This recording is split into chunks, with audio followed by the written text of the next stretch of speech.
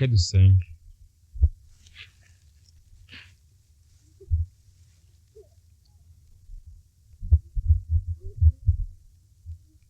Data wa twese uri mu ijuru,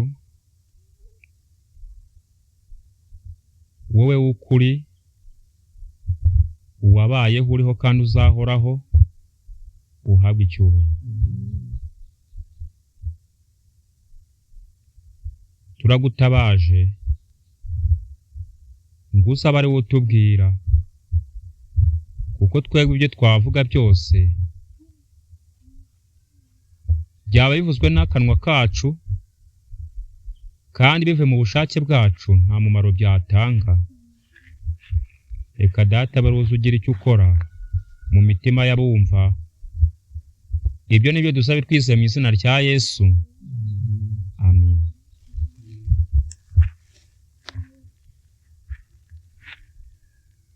Tugiye kwigana icyigisho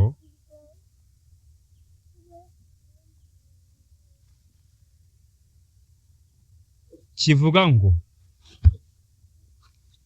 inkuru mbi ku munyabyaha, inkuru nziza ku munyabyaha. Inkuru mbi ku munyabyaha, inkuru nziza ku munyabyaha. Uwiteka yumvikanisha aya magambo mu matwi yacu.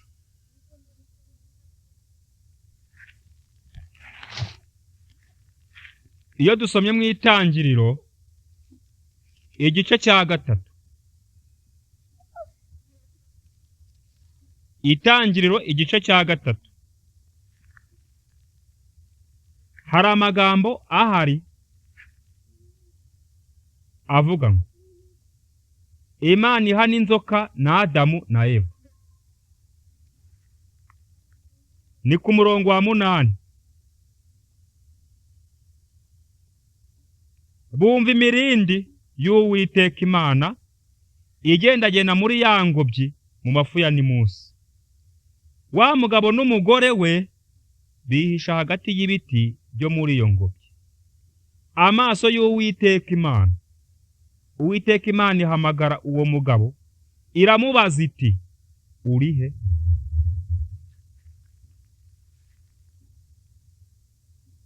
Mwibuke ko ibi byabayeho bakimara gukora icyaha.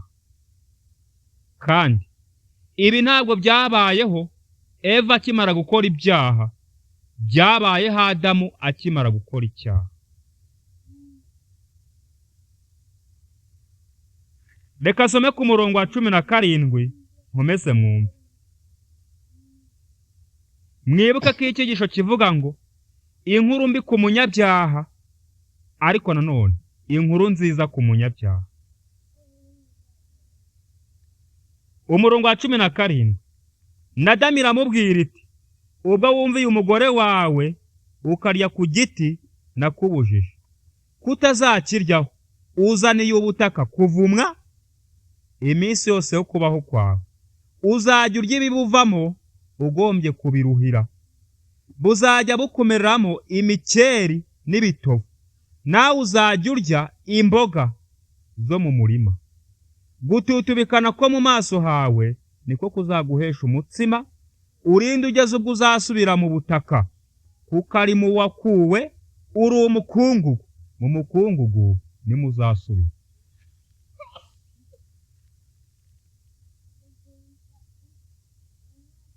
Icyigisho kiravuga ngo inkuru mbi ku munyabyaha, nyamara kandi inkuru nziza ku munyabyaha. Zaburi ya 51 umurongo wa 7.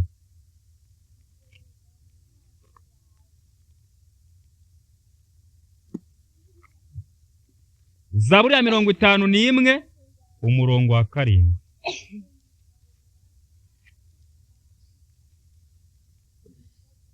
Haranditswe ngo, dore naremanywe gukiranirwa, mu byaha nimo mama yambyariye. Inkuru mbi ku munyabyaha nuko kuremwa kwe kose kuba kuzuye gukiranirwa, kandi mu byaha nihavukira.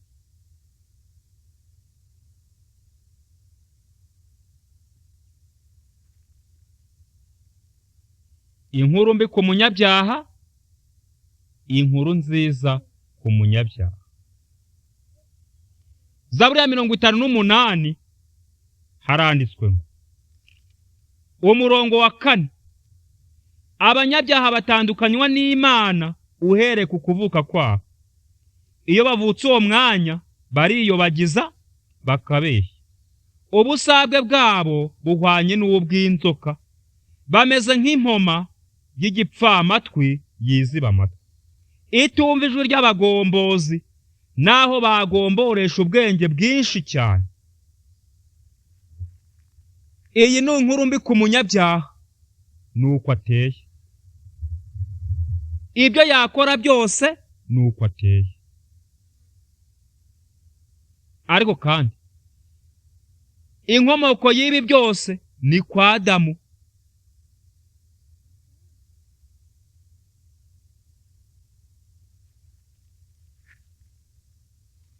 Abaroma igice cya 3.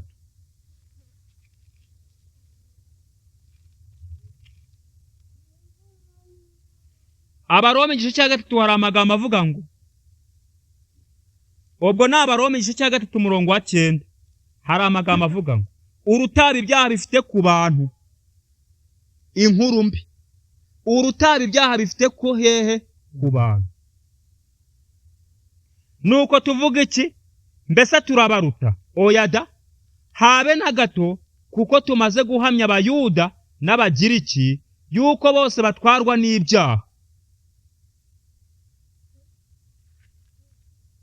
Usanga hari abantu bishongora ngo twebwe turi ibi ngibi, ngubwo bari ari biriya. Ntabwo duhwanye, ariko ijambo ry'Imana twese riradushinje, turi mu kaga ko kurimbuka niba tutihana.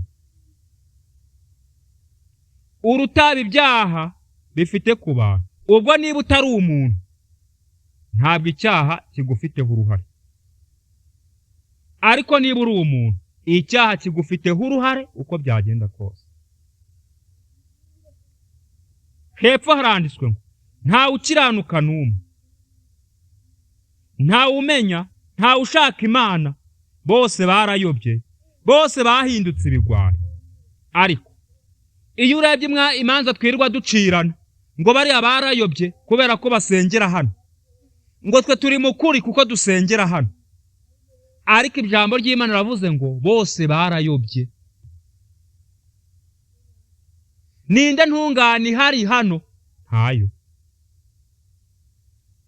Mwibuke icyigisho kiravuga ngo inkuru mbi ku munyabyaha, ariko kandi inkuru nziza ku munyabyaha. Turacyareba inkuru mbi ku munyabyaha. Barakomeza. Ubusagwe bw'incira buri mu minwa yabo, akanwa kabo kuzuye ibitutsi n'amagambo abihe. Ibirenge byabo byihutira kuvusha amaraso, kurimbuka n'umubabaro biri mu nzira zabo. Inzira y'amahoro ntibarakayimenya. Bayimenya bate kandi bakiri abanyabyaha? Inzira y'amahoro ni Yesu Kristo. Umunyabyaha yava akagera, Yesu Kristo nta wabazi, inzira y'amahoro nta yabazi. Icyakora arindwa nk'uko n'abandi bose barindwa, nk'uko n'inyamaswa zo ku gasozi zirindwa, ntihagire inyoni yagwa hasi Imana itabizi.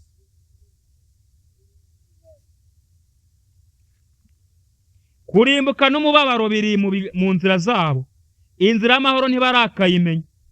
Kubaha Imana ntikuri imbere yabo. Kubaha Imana ntikuri imbere yabo. Abo ni abanyabyaha batarahura na Yesu ngo bihane ibyaha byabo. Ubwo rero kubw'iyi mpamvu akanwa kose kazibwe, hanyuma twumva icyo Yesu avuga. Inkuru mbi ku munyabyaha, inkuru nziza ku munyabyaha. Turacyakomeza n'inkuru mbi ku munyabyaha. Abaroma igice cya 6 umurongo wa 23. kuko ibihembo by'ibyaha ari urupfu, ariko impano y'Imana ni ubugingo buhora muri Yesu Kristo umwami wacu. Kuko ibihembo by'ibyaha ari urupfu, umunyabyaha yava akagera yandikiwe urupfu. Iyo ni inkuru mbi. Umunyabyaha yava akagera yandikiwe urupfu. Iyo ni inkuru mbi. Ariko kandi iyo usomye muri Yohana hari amagambo ngira ngo tuhasome.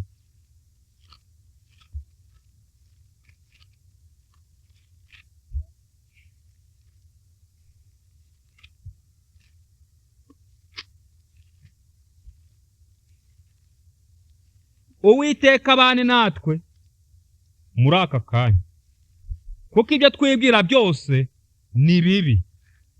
Hari umwe wenyine wadukiza ubwo bubi. Yohana 3:14 haranditswe, kandi nk'uko Mose yamanitse inzoka mu butayu, niko umwana w'umuntu akwiriye kumanikwa, kugira ngo umwizera wese abone guhabwa ubugingo buhoraho. Umunyabyaha ntashobora gukira atarebye kuri Yesu, ntabwo bishoboka. Izi nzoka zaryaga Abisirayeli mu butayu, ariko uwarebwa kuri iyo nzoka Mose yari yamanitse yarakiraga. Ngo uko umwana w'Imana yagombaga kumanikwa, kugira ngo umurebyeho wese akire, ibyaha yaba afite byose bibabarirwe. Iyo niyo nkuru nziza dufite, yuko nubwo twabaye akahebwe bimeze kuriya, hari uwo twakwizera tukiringira icyo yadukoreye, hanyuma tugakira.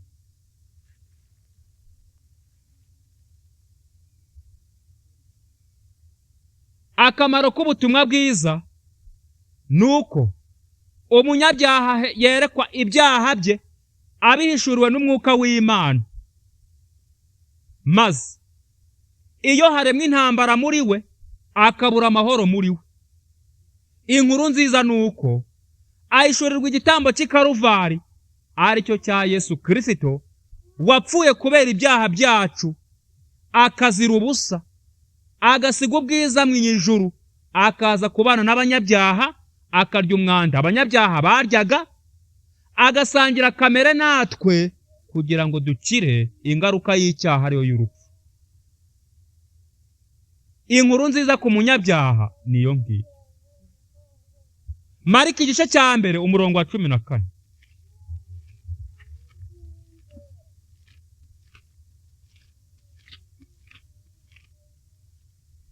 Mariko 1:14 hari amagambo avuga ngo Yesu avuga ubutumwa bwiza ahamagara abigishwa. Nuko bamaze kubohesha Yohana, Yesu ajya i Galilaya avuga ubutumwa bwiza bw'Imana. Igihe kirasohoye, ubwami bw'Imana buri hafi. Nuko mwihane mwemere ubutumwa bwiza. Ubutumwa bwiza nta bundi ni ukwemera icyo Yesu yakoze agikorera umunyabyaha, ari we wowe nanjye. Uyu munsi ubishaka wakira, ariko kandi uninangiye ni akazi kawe. Nta muntu n'umwe Imana ifata ku ngufu nk'uko ab'isi babigenza. Uyu munsi abategetsi b'isi udakoze icyo bategetse, bazana ikiboko bakagukubita ukacyemera ku ngufu. Ahari bibwira ko ari bwo bakemuye ikibazo, nyamara baba bakoreye zeru, kuko uko wari uri niko ukomeza kubaho.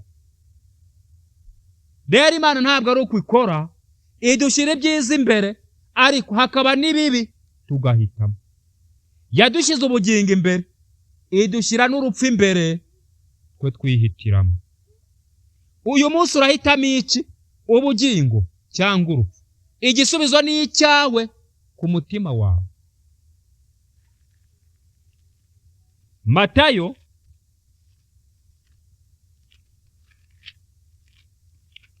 reka dusome Matayo kumva icyo Uwiteka avuga.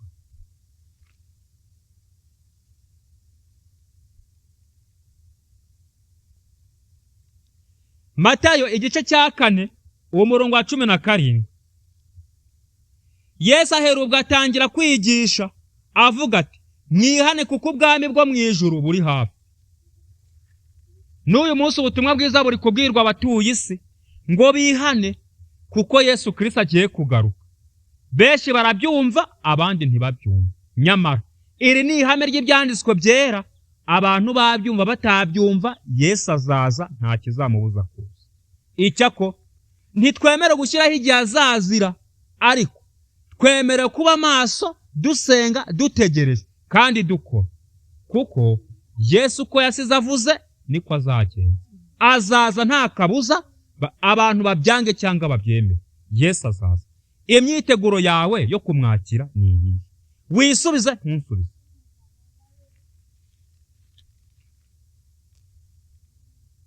Matayo igice cya mbere umurongo wa 21. Azabyara umuhungu uzamwite Yesu, kuko ari uzakiza abantu be ibyaha byabo. Ufite inshingano yo kudukiza ibyaha ni Yesu Kristo gusa. Ba padiri na ba pasiteri bihaye inshingano zo gukiza abantu ibyaha, bamenye ko bafite uwo bazabisobanurira. Igihe nikigera. Nabo ni abanyabyaha bakeneye Yesu Kristo. Nabo ni abanyabyaha b'impezamajyo bakeneye gukizwa na Yesu Kristo. Bakeneye kureba ikaruvari bagakira. Rero niba bakeneye kureba ikaruvari bagakira, nta bubasha bafite bwo kubabarira ibyaha. Ubufite ni Yesu Kristo gusa.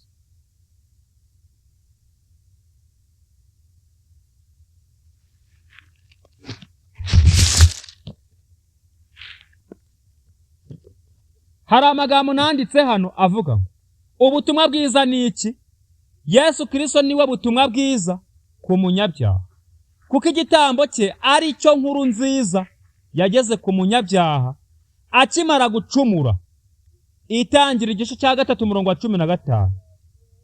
Yesu wenyine niwe ushobora kubatura umunyabyaha mu ngoyi y'icyaha, arizo irari ry'umubiri, ibyifuzo byanduye, imigambi mibisha n'ubwibone butera umuntu kwimura Imana. Ijambo ry'Imana ry'ubutumwa bwiza ni nk'inkota ityaya mugi yombi. Iyo ryigishijwe mu kwera kwaryo kose, ryahuranya umutima w'umunyabyaha agasanga ari uwo kurimbuka. Inkuru nziza kuri uwo munyabyaha wizinutswe n'iyi: ibyaha byawe urabibabariwe. Ubu nibwo butumwa bwiza ku munyabyaha. Mu gihe inkuru mbi ku munyabyaha rwari urupfu rutewe n'uko ari umunyabyaha. Wowe uteze amatwi iki cyigisho, ntiwihebe. Uko waba warashayishije kose, Yesu Kristo ibyo bintu abikuraho nk'aho bitigeze kuba. Wowe ubwawe ntacyo wakwimarira, ibyo byumve neza. Ariko hari uwakigukoreye, kandi n'uyu munsi yiteguye kugikora igihe umwemera.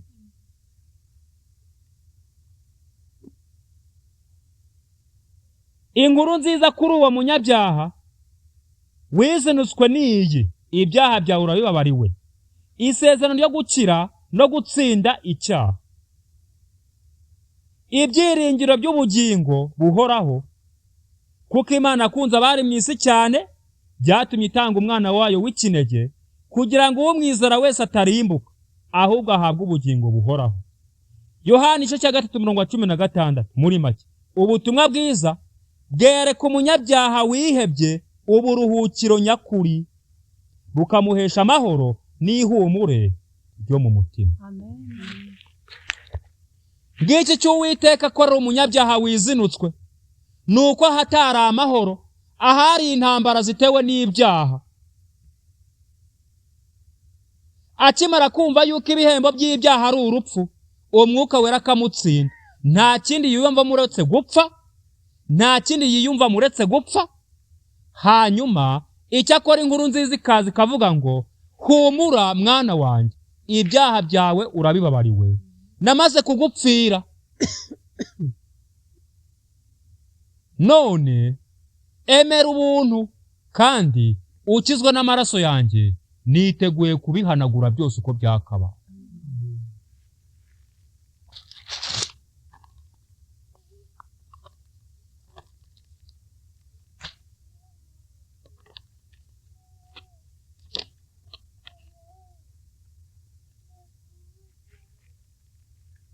kubeshwaho no kwizera, paji 118. Abantu bose baraguye. Umurimo w'ubutumwa bwiza nuko kuzamura bukakugeza iburyo bw'Imana. Ariko se wakwizamura ubwawe wikuye mu isi ukigeza mu ijuru? Ushobora kwizamura byoroshye wikuye mu butaka ukigeza ku zuba? Kubwo gushyira ibiganza byawe munsi y'ibirenge byawe maze ugaterura, nk'uko ushobora kwizamura ubwawe ukigeza ku rugero rusabwa n'amategeko y'Imana kubw'imirimo yawe ubwawe. Urabizi ko igihe ugerageje kwizamura ubwawe binyuze mu gushyira ibiganza byawe munsi y'ibirenge byawe hanyuma ugaterura, icyo uba uri gukora gusa ni ukurushaho kwigumisha hasi, kandi uko ugerageza cyane kuzamura niko ibiro byawe birushaho kwitsindagirira hasi. Niko bigenda iyo ukoresheje imbaraga zawe zose kugira ngo wihindura nk'uko amategeko y'Imana bisaba. Uwo munyabyaha ntashobora kwizamura ngo yivane ku rwego rwo kudakora icyaha yishyire ku rwego yivane ku rwego rwo gukora icyaha yishyire ku rwego rwo kudakora icyaha. Ibyo ntibishoboka.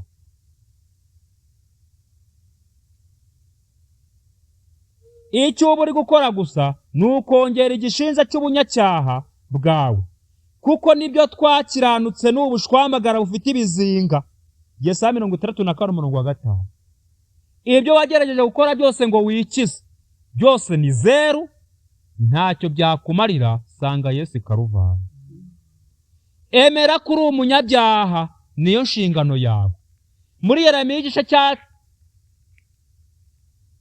3:13 haravuga ngo icyo nshaka kimwe nuko wemera ibyaha byawe, nta kindi. Iyo niyo ntambwe umunyabyaha atera gusa, kandi nayo ntiyabyishoboza umwuka wera atamutsinze. Ni ukuvuga ngo umuntu ari aho ngaho ategereje gukizwa kuko we ntiyabyishoboza. Kuko ibyo wikorera ubwawe bikomoka ku narige, ni ukwikunda, kandi kwikunda nta ruhare bifite mu mugambi w'agakiza, kuko ibikomoka ku narige biva kuri Satani, ni ibibi gusa.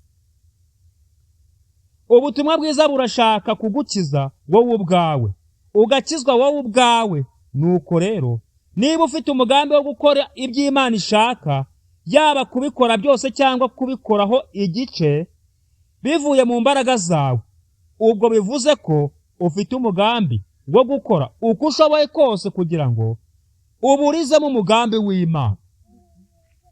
Umugambi w'Imana ni uwo kugukiza. Niba ari ushaka kwikiza ubwawe, ubwo urimo uraburizamo umugambi w'Imana, igitambo cy'Ikaruvari ntacyo kimaze kuri wowe. Abantu benshi bakora ibi mu bujiji, ariko umusaruro ubivamo ni umwe. Kuba Abayuda batari bazi gukiranuka kw'Imana nicyo cyatumye bihangira gukiranuka kwabo. Abaroma 10:1-3. Nuramuka utekereje ubujyakuzimu, ubuhagarike n'ubugari butagira iherezo bw'imico y'Imana ikubiye mu mategeko yayo, uzabona neza ko nta kindi kitari imbaraga z'Imana gishobora kuguha iyo mico. Imana yonyine niyo ibasha gukora imirimo y'Imana. Kuvuga ko ubwawe ufite ubushobozi bwo gukora imirimo y'Imana yo gukiranuka ni ukwigereranya n'Imana, ukifata ubwawe nk'uhwanye nayo, kandi icyo nicyo cyaha cyitwa amayoberane y'ubugome ubwayo. Nta kintu ushobora gukora ngo wikize, ahubwo takamba uhamagara Imana, niyo yonyine yo kugutabara. Ibindi wakora byose ni zeru. Ndasoreza muri Zaburi ya 25.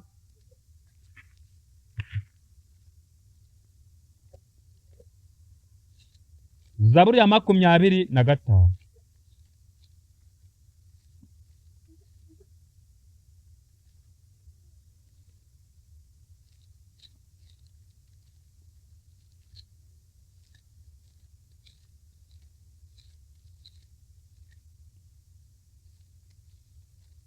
Zaburi ya 25 umurongo wa 10 niho tugiye guhera, turagera kwa 22. Inzira zose z'Uwiteka ni imbabazi n'umurava, kubitondera isezerano rye n'ibyo yahamije. Uwiteka ku bw'izina ryawe mbabarira gukiranirwa kwanjye kurakomeye.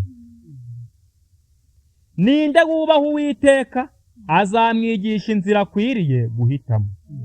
Umutima we uzaba mu mahoro, urubyaro rwe ruzaragwa isi. Ibihishwa by'Uwiteka bihishuriwe abamwubaha. Azabereka isezerano rye.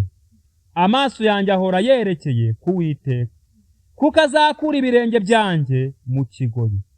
Unkebuke umbabarire, kuko ntagira shinge na rugero nkababara. Imibabaro y'umutima wanjye uyoroshye, nuko unkure mu makuba yanjye no mu byago byanjye. Reba umubabaro wanjye n'imiruho, unkureho ibyaha byanjye byose. Reba abanzi banjye ni benshi, kandi banyanga urwango rw'inkazi. Rinda umutima wanjye unkize, ne gukorwa n'isoni kuko nguhungiyeho.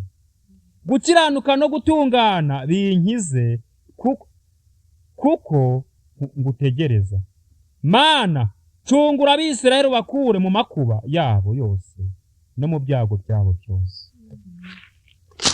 None nshuti muvandimwe na mushiki wanjye, nyuma yo kumva ibi ngibi, yuko ntaho twakwivana mu bijyanye no kwikiza, ntaho twagera mu bijyanye n'agakiza, nimunyemerere turambura amaboko dutakambira iyo mu ijuru kugira ngo idukize, kuko twebwe nta bushobozi tubifitiye.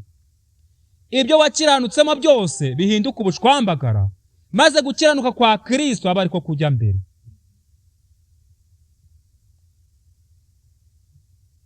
Reka kubwo kwizera igitambo cy'i Karuvari twemerera umwami wacu wadupfiriye, akambara ubusa ku bwacu, agatukwa ku bwacu, umva, agakozwa isoni kubera twebwe.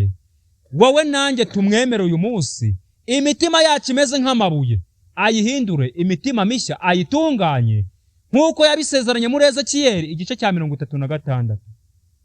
Mana ishobora byose, umva gusenga kwacu no gutakamba kwacu, kandi wumve kwiringira kwacu n'amarira yacu uyasubize. Ibyo nibyo nsabira ubu bwoko, nanjye mbyisabira mu izina rya Yesu. Dusenge.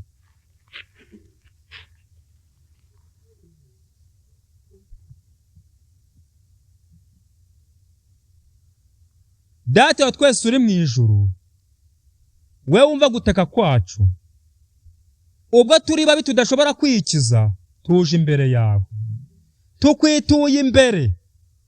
Ntacyo twakora ngo twikize uretse wowe icyo wakoze. Sukura imitima yacu nk'uko wabisezeranye, kandi duhindura abo ushaka ko tubabo muri aka kanya. Ntabwo dutegereje ejo, ahubwo ubu ngubu warabisezeranye ko wabikoze. Dushoboze kubyizera mu izina rya Yesu.